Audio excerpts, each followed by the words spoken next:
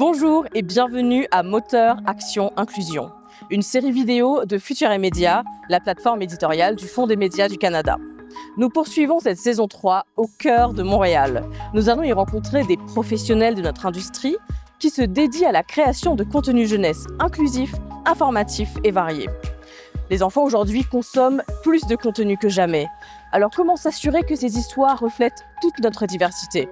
Et de quelle manière soutenir ceux et celles qui en font leur mission? Mes invités vont nous en dire plus. On y va.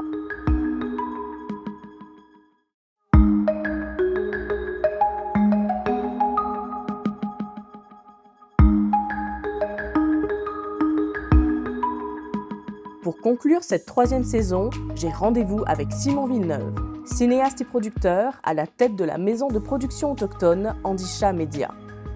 Il a créé la série jeunesse Savoir légendaire qui présente de nombreuses légendes provenant de différentes nations autochtones.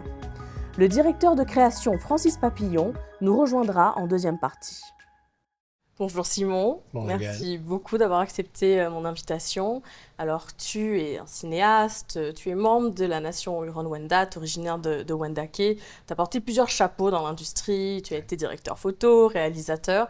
Et depuis quelques années, tu t'es tourné vers la production avec la création de ta boîte de production Andisha. Qu'est-ce qui a mené qu'est-ce qui a guidé ce parcours-là vers la production? Je pense que c'est l'envie de vouloir être à l'étape de l'origine de la création des projets aussi, de pouvoir s'impliquer dès le début. Parce que comme vous le dites, je suis directeur photo, réalisateur, c'est des carrières que je continue de mener aussi, mais qui arrivent un peu plus tard dans l'étape du projet. Donc j'aimais l'idée d'initier le projet, puis de pouvoir vraiment créer nos propres histoires. Et puis c'est venu en fait d'une collaboration de longue date avec la compagnie Trio Orange, en fait, avec qui j'ai fait de la réalisation, de la direction photo pour eux à partir de 2011. Et puis, vers 2017, est arrivé un peu une opportunité de se dire, bien, on a plusieurs années ensemble, et puis, ce serait bien de passer à un prochain niveau. J'avais envie de produire des contenus autochtones, justement, pour redonner des voix à des gens qui en avaient moins à ce moment-là. On était en 2017 à ce moment-là. Et puis c'est ça, on a créé la compagnie dans le spectre, si on veut, d'une première émission avec Chuck Hughes pour APTN, qui est Chuck and the First People's Kitchen, la cuisine des premiers peuples. Oui. Et puis, tout ça a émergé vers 2017 et en 2019, on a donné un premier tour de manivelle pour Andisha Media sur une production. Et depuis, ça continue. Oui, et justement, Chuck et la cuisine des premiers peuples, ça a été la première itération, en fait, de...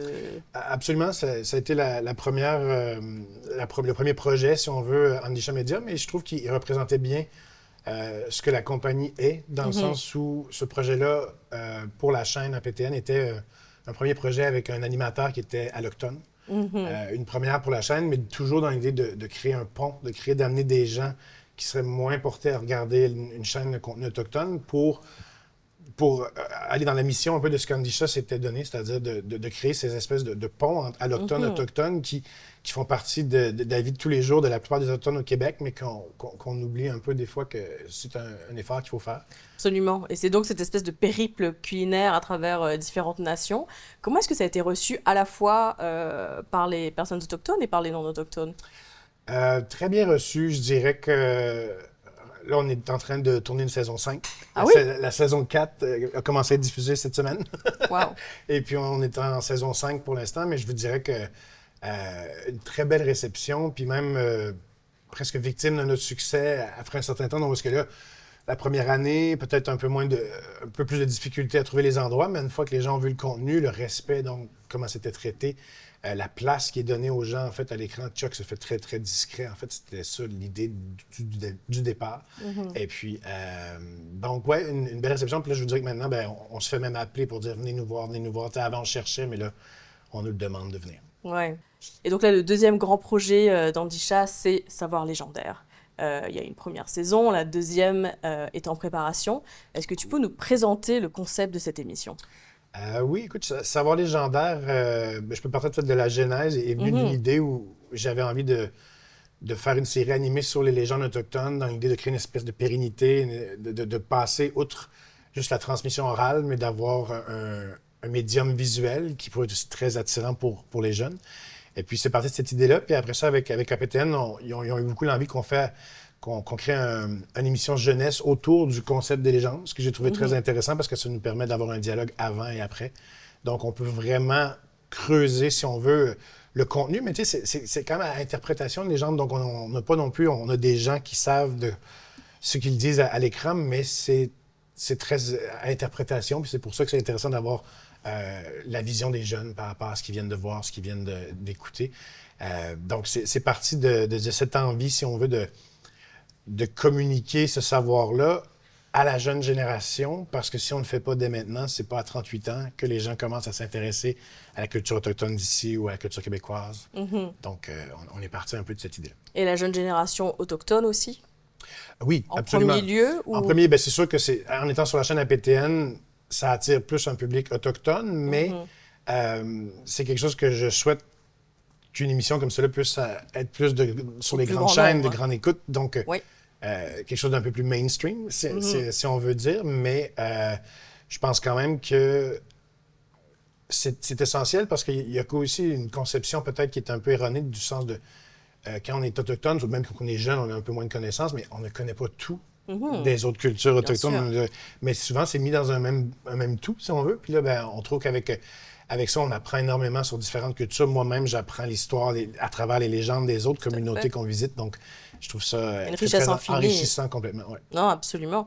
Et justement, on parle beaucoup de l'importance de se voir, de se reconnaître à l'écran. Donc, Savoir légendaire, donc il y a un groupe de jeunes. Donc ça, c'est la partie des prises de vue réelles. Et puis la légende, elle est illustrée à travers de l'animation. J'imagine qu'il y a eu quand même quelques progrès ces dernières années sur le fait d'avoir un peu plus de contenu qui reflète certaines réalités autochtones. On est quand même bien loin du compte. Ouais. Toi, dans ton enfance, j'imagine que voilà, c'était pas encore ça. Comment est-ce que ça a impacté en fait ta vision et peut-être ta volonté aujourd'hui de combler ce vide?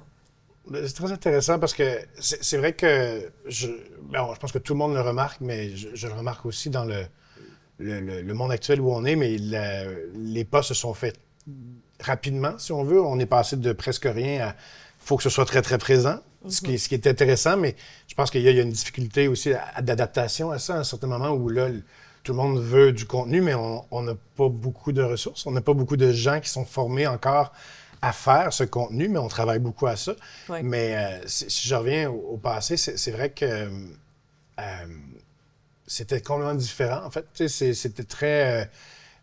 j'ai quand même pas un faciès très, très autochtone, classique, si on veut, en étant assez métissé dans ma communauté, mais j'ai toujours été impressionné à quel point on vivait beaucoup de racisme, très ostracisé, juste quand les gens le savaient. Même si on n'a pas l'air de, mais là, mais toi, tu es comme ça, donc on va te traiter comme ça maintenant.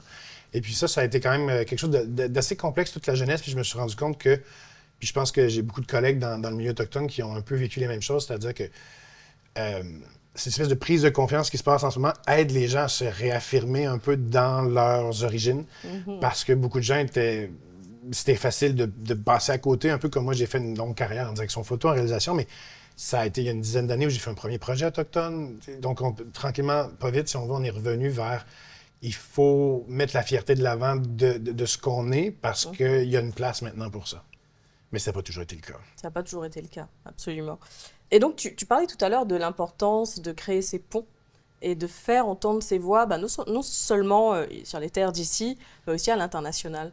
Est-ce que tu pourrais nous parler un petit peu de ta vision pour Andisha à l'international? C'est quelque chose qu'on développe tranquillement. La boîte est jeune. Je dirais qu'on a commencé même à faire des ventes internationales un peu avec Chuck. Le sujet intéresse les gens, mais je pense que ce que j'aimerais beaucoup faire, c'est d'aller montrer en fait ce qu'on fait ici, mais de le rendre accessible à tous, à l'international autant que national ici. Mais je vous dirais que c'est quelque chose que la boîte va commencer à faire de plus en plus, c'est-à-dire aller dans toutes les rencontres internationales, dans les festivals, à Annecy pour l'animation. Tout ça, c'est des choses qu'on commence à faire un peu pour faire grossir la boîte, mais ce que j'aimerais, c'est sûr que les boîtes comme Andisha soient juste une boîte, pas juste une boîte autochtone, mais qu'elle soit considérée comme une bonne boîte de production, justement pour qu'on arrête un peu de toujours catégoriser un peu les choses. Et je comprends aussi que dans beaucoup de communautés autochtones, cette transmission de savoir des anciens vers les plus jeunes générations est complètement essentielle et centrale.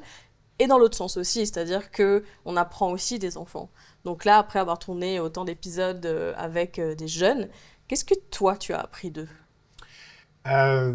J'ai appris à quel point c'est des enfants, mais ils comprennent tout. Ils comprennent tout ce qu'on explique dans la légende. Puis ce qu'on aime beaucoup, c'est la spontanéité de ce qu'ils vont avoir ressenti par rapport à ce qu'on vient de leur présenter. Puis c'est complètement vrai. Il n'y a pas de filtre, ça sort tout seul. Puis ce que j'ai beaucoup aimé, c'est que il y a une soif incroyable d'apprendre par rapport à leur culture, parce que dans beaucoup de communautés, il y a un retour à beaucoup d'enseignements, mais on est dans une réalité 2024 où les jeunes sont aussi beaucoup sur Internet, sont sur toutes les plateformes. Donc de ramener quelque chose de même près de la maison, je trouve ça très important. Puis je pense que dans les communautés autochtones, ça se fait quand même un peu plus peut-être que certaines autres sphère, si on veut, de la société québécoise. Il y a quelque chose de très tissé serré dans les communautés qui reste beaucoup. Puis je le vois avec mon frère qui est encore Wendake, avec mes neveux, mes nièces, puis ils sont très impliqués dans les danses de powwow. Ils veulent Faire vivre. Vivre leur culture, complètement, c'est ça. Et tout à l'heure, tu parlais du fait tu t'es extrêmement enrichi au contact d'histoires, de légendes qui viennent d'autres nations.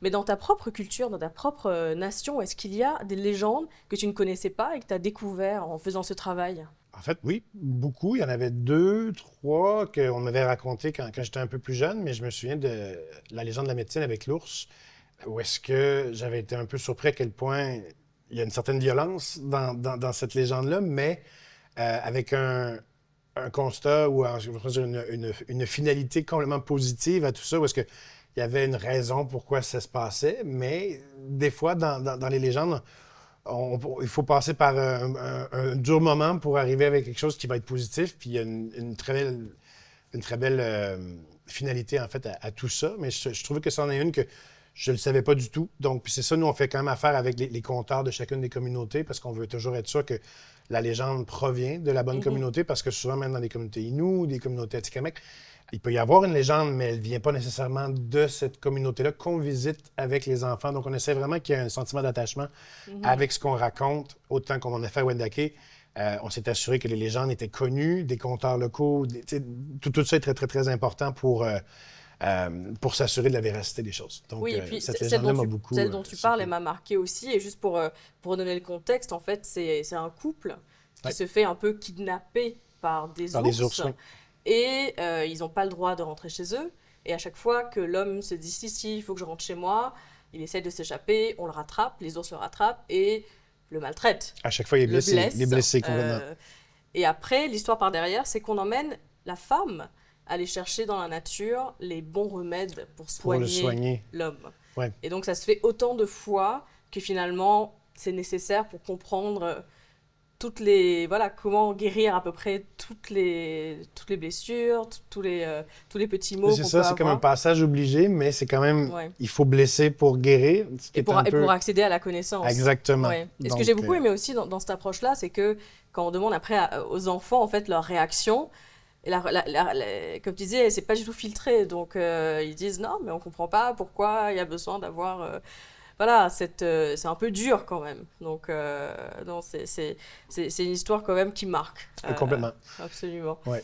Et justement, tu parlais du travail dans chacune des nations. J'imagine que c'est un travail de longue haleine, d'aller chercher les bonnes histoires, chercher les bons interlocuteurs, toute la recherche, la préparation. Tu peux nous en parler un petit peu? Oui, quand même. Je veux pas, nous, on commence par avec Negan Siwi-Trudel, le réalisateur de la section animation. Il est maintenant mais aussi réalisateur de la portion live action dans la saison 2. Mais avec lui et Marie-Josée Baudreau, qui est notre recherchiste aussi, qui est la co-écrivaine aussi avec Negan sur les séries, on part de ce qu'on peut aller chercher dans les communautés. Puis là, c'est de faire les liens, mais des fois, c'est juste de trouver la bonne personne, de rentrer en contact, d'avoir les... Puis après ça, on se réunit tout le monde ensemble pour voir, avec le bassin de légendes qui est là, lesquelles sont les plus appropriées pour le public aussi. Qu'est-ce qui diversifie d'une nation à l'autre? Parce qu'il y a quand même certains grands thèmes, même certains personnages qui reviennent d'une nation à une autre, mais qui n'ont pas toujours le même nom. On sent que c'est beaucoup du bouche à oreille, comme ça, un peu que les légendes se sont toujours transmises, mais on sent qu'il y a ça. Puis ben, par la suite, c'est quand même, il y a un travail de synthétisation énorme, en fait, qui doit être fait sur ça, parce que souvent, les légendes racontées durent 15, 20, 30, 40 minutes. Nous, on doit faire ça en 4 minutes, 3 à 4 minutes. Donc, adapter à un jeune public quand même. Puis, on ne veut jamais dénaturer non plus le contenu. Donc, s'il y a certaines violences, certains décès, c'est montré hors cadre, ou c'est dit à la narration, mais on doit quand même le dire. Pour nous, ça fait partie du contenu de la légende parce que ça fait partie de la morale qu'on va en retirer un peu de ça. Et puis, une fois que toute cette scénarisation-là s'ensuit toute la partie animation, parce qu'on veut pouvoir montrer aux jeunes en communauté la légende pour qu'il y ait une vraie réaction à ce qu'ils voient. Donc, ça fait qu'on tourne la série en 2 moments. Mm-hmm. Ça s'étire sur une bonne année et demie. Ouais. Je vous dirais tout ça. Là, la saison 2, elle s'étire sur 2 ans. Sur 2 ans. En ce moment. Oui, on va en parler tout à l'heure avec Francis Papillon qui va nous rejoindre.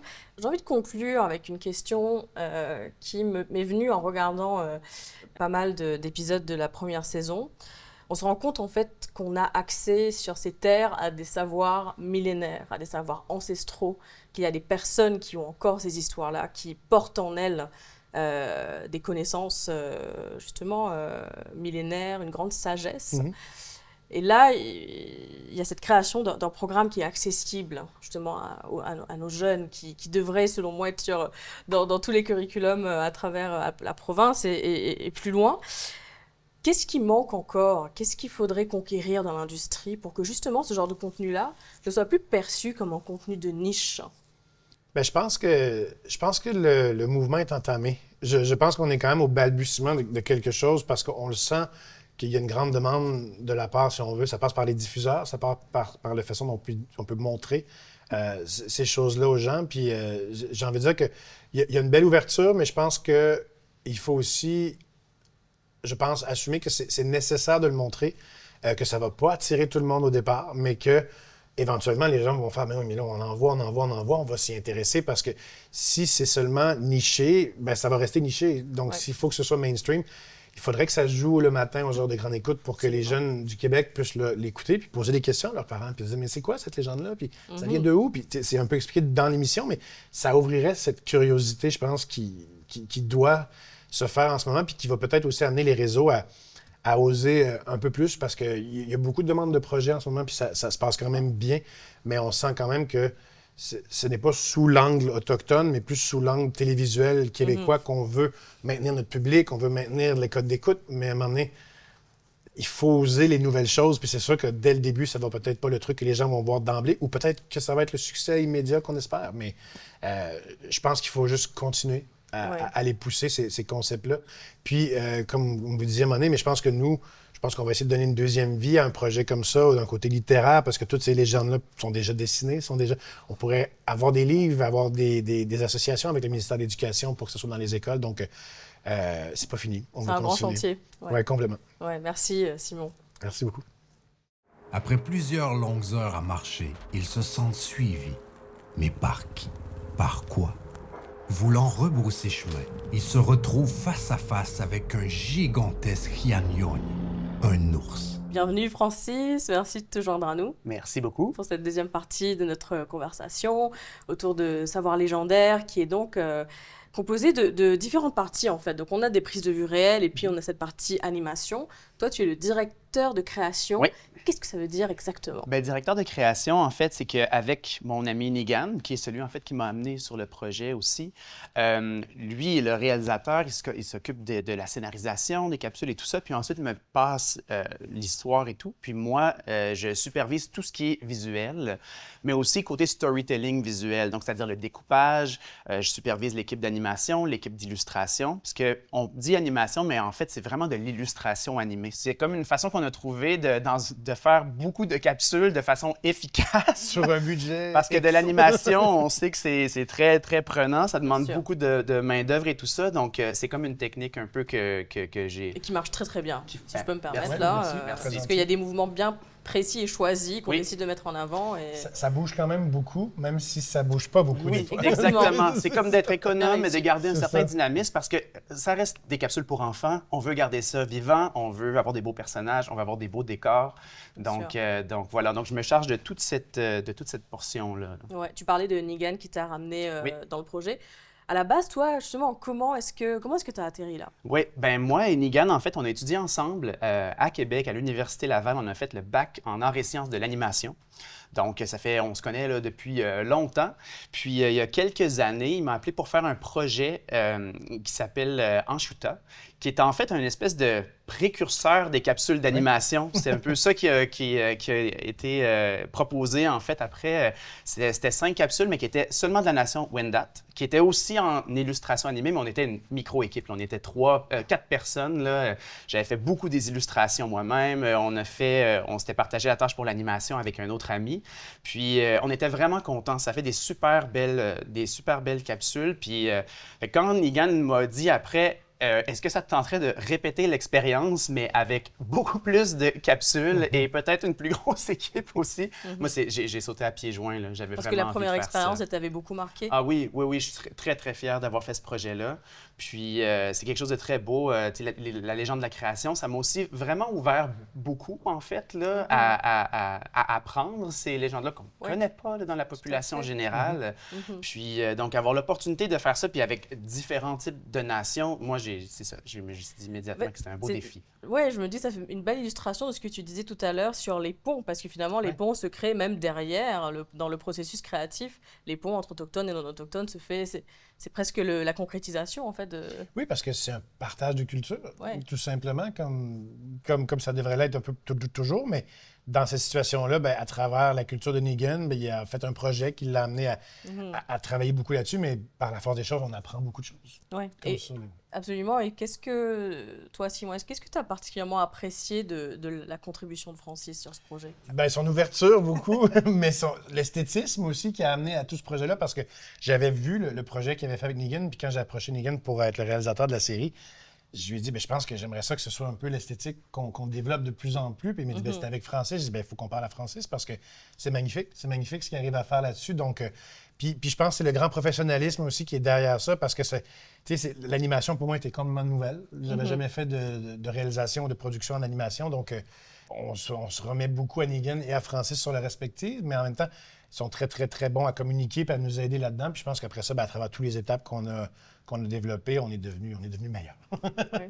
Et justement, dans la production de contenu autochtone, il y a forcément des collaborations entre autochtones et non autochtones. Quels sont les ingrédients pour que, ultimement, ça se passe bien, pour que l'authenticité de la narration autochtone soit préservée, tout en accueillant d'incroyables talents comme Francis? Ben, je pense qu'il faut juste en parler. Dès le départ, ça a été une volonté quand on a parti Savoir légendaire de faire de quoi sur un ton ou un rythme différent de ce qui se fait en ce moment en télé-jeunesse, parce qu'on s'est dit, ben, c'est dans le respect de comment une légende est racontée, comment les communautés traitent les légendes, comment c'est reçu. Donc, c'est parti de là, mais aussi de s'entourer d'une équipe qui est prête à s'imprégner de tout ça, mais aussi à vivre un peu avec ce que les gens vont nous dire, ben, c'est pas ce qu'on avait fait, donc on va le remodifier ou on va changer un truc. On en discutait un peu tout à l'heure, moi puis Francis, parce qu'on est en train de faire les gens inuits pour la saison 2. Et puis, il y avait certains contextes qui faisaient qu'on n'avait pas toutes pu voir les approbations des illustrations en même temps. Puis, quand moi, je suis arrivé sur l'approbation, mais je trouvais que les regards n'étaient pas assez inuits. Il n'y avait pas un facial assez premier peuple, parce que c'était une nouvelle illustratrice, puis c'est quand même une petite PME, là. Il y a beaucoup de gens qui sont impliqués dans ça, mais on a juste simplement fait, on s'est parlé, on a fait, hey, je crois qu'il y a un petit glissement là, parce que il faut être un peu le gardien un peu de cette authenticité-là, parce que c'est facile de tout standardiser. Puis je pense que dans ce contexte-là, tu sais, l'ouverture, c'est la clé, là. L'écoute. L'humilité, clairement. Et l'humilité, c'est ça. Et de mettre l'orgueil de côté, je pense. Parce que, tu sais, des fois, moi, je développe ça, puis, tu sais, moi, j'avais fait l'approbation, on est fiers, puis, tu sais, c'est difficile, des fois, aussi, de trouver la balance entre, on a de la stylisation, on a plusieurs illustrateurs qui ont chacun une petite touche, tu sais, puis tout ça. Donc, tu sais, parfois, moi, je vois quelque chose, puis pour moi, si c'était quelque chose, si ça n'avait pas une importance aussi marquée, pour moi, ça aurait pu passer, mais quand quelqu'un vient te dire « non, ça ne fonctionne pas », il faut apprendre à l'intégrer sans être frontal, puis sans se dire, tu sais, je veux dire, c'est pour élever les nations qu'on fait ça. Donc, c'est important d'être dans l'écoute. Exactement. Puis dans cet exemple précis-là, c'était un peu toujours dans l'idée on parlait de les jeunes autochtones qui peuvent se voir à l'écran ou pas. Mais c'est dans cette continuité-là où je fais, oui, mais il n'y a pas l'air de la nation dans laquelle on s'en va montrer les gens. Donc, on va remodifier ça, parce que cette personne-là avait un peu moins de brief, c'est nouvelle dans l'équipe. Mais tout ça est très, très bienvenu de la part des gens, puis on modifie, tout simplement. Et justement, toi, Francis, je sais que tu as réalisé la 2e saison de Décoloniser l'histoire, je sais que tu es sensible à toutes ces questions-là. Là, au bout de presque 2 saisons de Savoir légendaire, qu'est-ce que toi, tu retiens de tout ce que tu as été exposé en termes de savoir, de sagesse, de leçons de vie? Mon Dieu. Ben, premièrement, justement, un peu l'humilité, là, qu'on ne connaît pas tout, puis qu'on a énormément à apprendre. Puis c'est mélangé avec, en fait, beaucoup de fierté pour moi de participer à ce mouvement-là des dernières années, où on met beaucoup plus de l'avant les histoires autochtones. Puis je trouve que c'est un point de vue qui a tellement manqué pendant longtemps. Puis c'est fascinant qu'on soit tous si près physiquement dans cet espace et que les gens ne connaissent pas. Il y a tellement de légendes. Et là, c'est ça, la première saison, on a fait 24 légendes autochtones. Et là... 26. Et là, pour la saison 2, 36. Donc là, ça en fait beaucoup là, à apprendre des leçons de vie. Puis des... Mais ça sera un beau corpus de choses que les gens pourront revisiter aussi, c'est ce qu'on souhaite. Oui, exactement. Absolument, et ça semble fascinant qu'il y ait des gens qui puissent se demander est-ce qu'il y a encore des histoires différentes à être racontées. Il y en a des tonnes. Il y en a des tonnes. Ce qu'on aimait beaucoup là-dedans, c'est que c'est tellement imagé. Ce qu'on peut faire avec ça nous amène loin au niveau visuel. C'est très inspirant aussi parce que c'est un style narratif qui est beaucoup moins occidental, très construit selon la structure qu'on est habitué. Fait que des fois, les histoires prennent des chemins, des directions qu'on ne s'attend pas, qui sont surprenantes. Puis c'est vraiment une autre façon de raconter. Tout le monde apprend un peu là-dedans parce qu'on a des gens qui nous aident à la script édition de ces histoires-là dans la scénarisation. Puis les réflexes naturels de narration viennent. Ah, mais ça prendrait ci, ça prendrait. Puis on fait. Non. Pas forcément. Oui, non, ça va rester comme ça. Il n'y aura pas ça, ça va rester comme ça. Ça ne sera pas de façon de raconter classique. Puis tu sais, il n'y a pas de fin ou il n'y a pas de. C'est un peu voulu. C'est ça. La légende est telle quelle. On veut, on a fait un effort de garder ça toujours très authentique. Puis je pense que c'est ça qui fait que les gens vont apprécier parce que c'est différent. Ouais. Absolument. Et Francis, je sais que de toute façon, quand on appréhende tout ça avec notre propre lentille, notre propre identité, tu es une personne ouvertement queer. Est-ce que dans toutes ces légendes-là auprès desquelles tu as été en contact, est-ce qu'il y a des choses qui t'ont particulièrement marqué de ta perspective de personne queer? Ben, moi, je t'en ai pas parlé, mais dans une des légendes récentes Anishinaabe, il y a une des légendes où c'est 2 vieux hommes qui habitent ensemble dans la même cabane, puis qui vivent très paisiblement. C'est 2 hommes malvoyants. Puis en fait, le contexte de la légende, c'est qu'il y a un raton laveur un peu malicieux qui s'amuse à déplacer tout ce qui les aide en fait à se retrouver. Puis, tu sais, sans le mettre très directement dans la légende, mais moi, je les ai perçus comme 2 messieurs qui vivaient ensemble, là, comme absolument. On a souvent raconté. Absolument. Donc, je les ai fait, tu sais, 2 messieurs confortables qui sont ensemble, qui ont l'air d'être heureux ensemble, mais qui peuvent avoir leurs conflits, leurs chicanes. Puis, ce qu'il y a d'intéressant dans cette légende-là aussi, c'est que vers la fin, en fait, celui qui découvre que c'est le raton laveur qui était un peu, qui venait jouer un tour à ces messieurs-là, c'est un esprit qui est très important pour la nation Anishinaabe qui s'appelle Nenebush. Puis, en allant rechercher sur Nenebush, c'est un être qui est comme polyforme, qui prend qui peut être parfois représenté comme étant un animal, parfois comme un humain. Puis, en fait, qui est aussi associé au Two-Spirit. Donc, dans cette légende-là, moi, comment je l'ai imaginé, c'est très androgyne, en fait, sans lui donner vraiment un genre défini, en essayant de pouvoir le faire, c'est ça, comme vraiment discrètement mettre une petite trace là-dedans, là, une petite touche d'authenticité là-dedans. Absolument, mais je pense que c'est présent déjà dans le récit. Ben voilà, c'est ça. Donc, c'est ça. À travers ma petite lentille, j'ai vu ça, puis j'ai trouvé ça bien intéressant. Ça t'a parlé, oui. Et juste pour conclure, vous évoquez là à chaque fois la saison 2. Quelles sont les nouveautés? Qu'est-ce que vous pouvez nous en dire là de cette saison 2? La saison 2, les nouveautés, c'est qu'on essaie d'explorer quand même d'autres communautés francophones, ce qui est des fois un certain défi, même au Québec, parce qu'il y a beaucoup de communautés plus en langue anglaise et langue autochtone. Mais donc, on va aller voir les Métis. de Saint-Boniface. Donc, on va aller à Winnipeg. On va sortir un peu du Québec pour une première fois pour la série, pour aller chercher autre chose. Puis là, on se rend compte que les légendes métiers ont un peu plus un penchant canadien-français aussi, un petit peu de ce côté-là.